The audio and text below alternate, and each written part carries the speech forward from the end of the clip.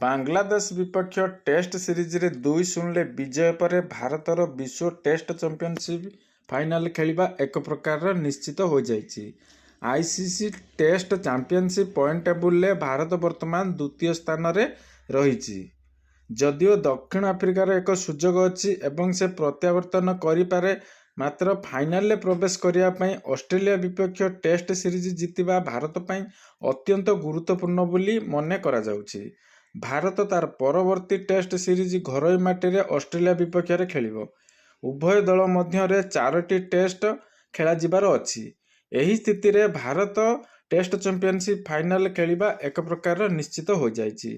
जदि आमे point table देखिबा एवं ऑस्ट्रेलिया 13टी मैच रु 9टी विजय करिछि एवं 3टी ड्रॉ रहिछि, 1टी रे पराजय होइछि। भारत 14टी मैच रु 8टी रे विजय करिछि एवं 2टी ड्रॉ रखिछि एवं 4टी रे पराजय होइछि।